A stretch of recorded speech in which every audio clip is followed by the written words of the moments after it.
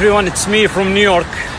As you know, coronavirus those days pervades the world and many governmental systems almost collapse.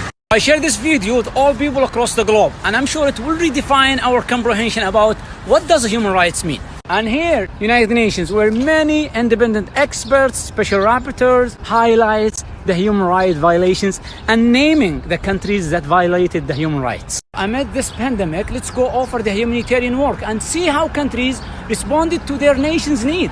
Let's start with the UK. British people got stuck abroad with no help. Old British nationals stuck in the airport after Emirates cancelled the flights and said they'd have to stay in Bali for 3 months. The UK embassy in Kuwait said, no financial assistance, go to charities. There's no fruit, there's no vegetables. You just need to stop it. Let's move into Canada. Businesses call for subsidies, and the outside, many Canadians got stuck abroad. And by the way, the Canadian government last year arranged the travel for Saudi teenager fleeing from her family. Thousands who are stuck abroad looking for help from the government to get back to Canada. There's about 1,000 Canadians that are here struggling to get back, trying to find ways, reaching out, and nobody's willing to help. Okay, let's move on to Spain. They are asking for humanitarian assistance. Necesitamos ayuda. Leganés se está muriendo.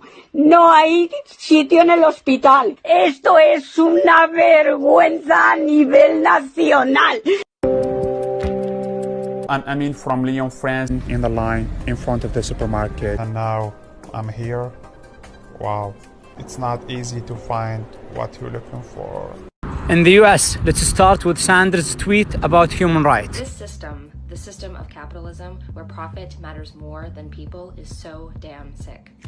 And the coronavirus is showing us all its symptoms. We need where everyone is guaranteed free, high-quality healthcare. Many businesses are closed, so the working class people lost their jobs. Gloves and masks in the United States are sold out, and Tennessee tells doctors to use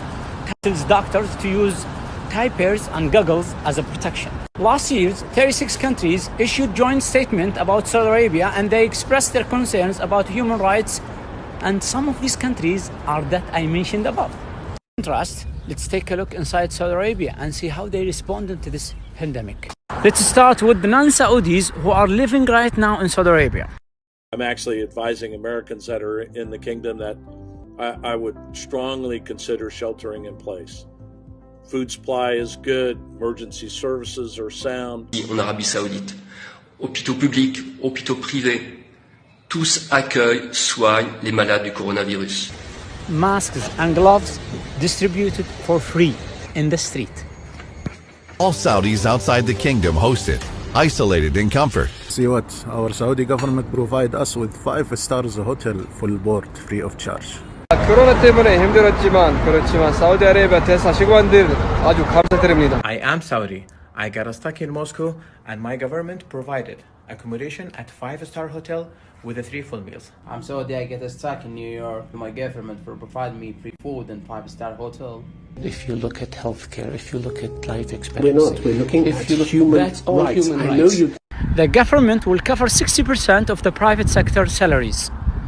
On top of that, Saudi Arabia granted free treatment for patients who got sick from coronavirus, whether are Saudis or non-Saudis. If I get sick here in New York, they will ask me about health insurance. This pandemic shows us the real value of the citizen to its government. Thing you hear about Saudi Arabia, it's based on false allegations and sensationalism which serves the politician or press agenda or interests. To conclude, what Saudi Arabia did, it's not a human rights. It's something more far away from our comprehensions, something called fatherhood, which is mutual respect, love and care between the government and its people. And this should be taught next year here as a role model in the United Nations.